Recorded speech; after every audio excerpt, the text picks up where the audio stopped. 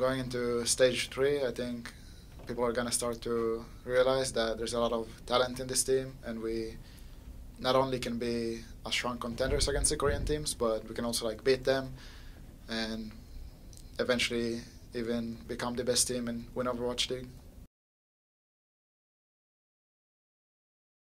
What's up, Sydney here for IGN Access, presented by Omen by HP. We just got out of the Overwatch League press conference with the Philadelphia Fusion. They might have lost, but they're not defeated. Let's check it out.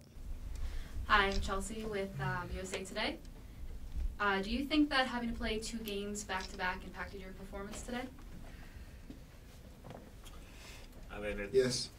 I guess, yeah. I mean, it's hard to say. It definitely felt like we were kind of out of steam there in the end, maybe. Lost a bit of focus, lost some energy. Hi, this is Harry from Frogman Magazine. We've seen EQO and Snillo obviously play over Shadowburn lately. Is there any chance we'll see more Shadowburn in Stage 3, and what's the reasoning behind that? Coaches? Yeah, it's kind of tough for us to answer, I think. We've been doing pretty good with Digo right now, so I think that's why we've been running with him and not try to like change the lineup too much. Hey there, guys. Adam from Action Esports. So during the Kings Row map against London Poco, we saw just about the sneakiest Zarya I have ever seen in my life. What was the thought process of what motivated you to try to infiltrate enemy lines like that and land that sweet grab bomb? So I know Fury is a top diva, so he's gonna be able to react immediately at any grab I do. So I was trying to flank a lot. It didn't work really well, and yeah, I f***ed up a bit on Kings Row, to be honest. Hey guys, Josh with Blitz Esports. Going back to the London series, I'd like to hear from Snillo and the rest of the team. What's the thought process behind subbing him in for Game 5, and why do you think London had so much trouble dealing with Snillo? Because he got like 21 in a row before the game was over. It's like Carp is so good at Widowmaker, and Route 66 is such a good map for Widowmaker, so we want Widowmaker all the time. And she pairs well with a Tracer, and I'm pretty good at Tracer, so we just played that. Yeah. So how did the rest of your team, like the tank line and the supports, help you specifically succeed? I don't know, they just play like normal. I try to contest the enemy Tracer a lot, so she can't get behind easily. And I focus their tanks, so Carpe can get more space. And sometimes I sneak behind them and I like call to Fraggy that he can jump. And yeah. Yeah, I think Snillo's playstyle is like really good with the Widow Tracer, and we have pretty good coordination with Snillo, so we got good dives, just the two of us. So. Sorry, when you look for openings, is it you that's like calling, let's go now, or is it Snillo that looks for the opening first? I think it changes. Yeah, it's both of us. Changes on the situation. Hey guys, Kevin Hitt here from Winston's Lab. First of all, congratulations making it this far. I know it stings a little bit and everybody wants to win. My question is, with you guys, not participating in the preseason, a lot of people thought like you guys were behind. Yet here you are, one of the best teams in the world.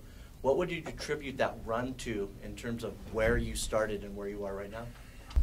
I think we just have a really good lineup and a lot of talented players. So even though we didn't have much preparation time, like before the season, we managed to catch up and actually perform well, like today. I think we have like a lot of players with good insights on how to play the game, and we argue a lot.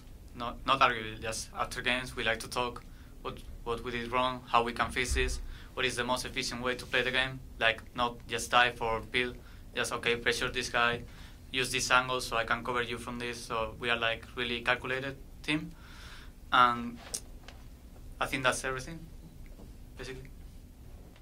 Hi, Ozzy from Shack News.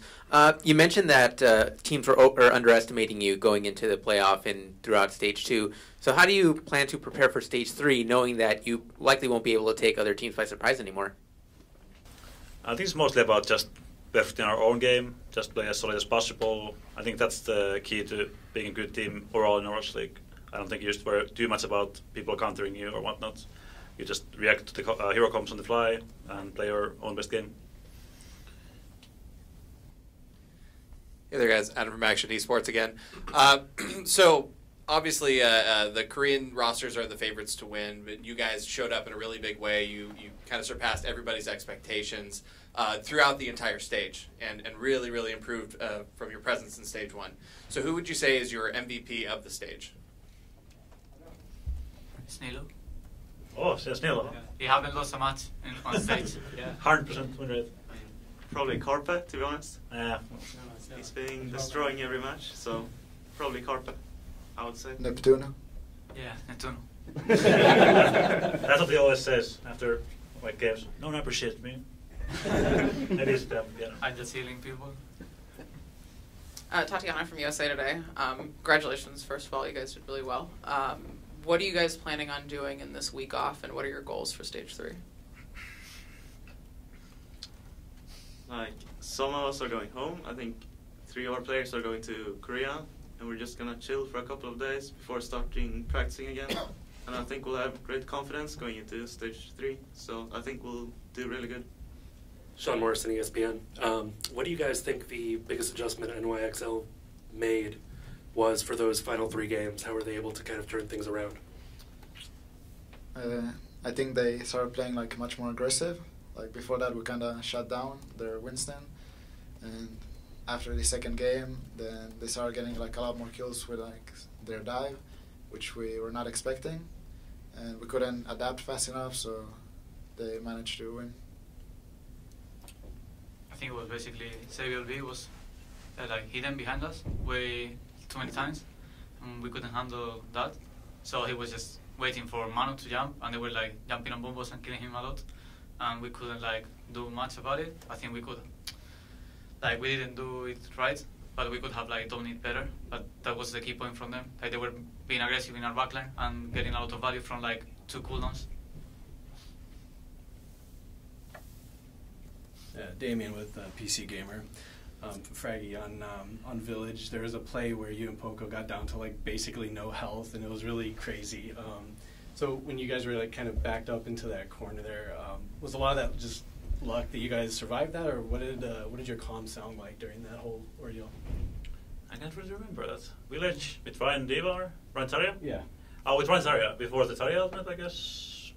It was in the middle. You were definitely on Reinhardt. Yeah. You had your shield up. You had like no health left. It was really. I mean, I can't really remember that. It's mostly if I'm low, I'm just like holding for my dear life, holding the shield up. Someone heal me. Boobox, heal me. Thanks, you guys. Yeah, thank you. Safe travels.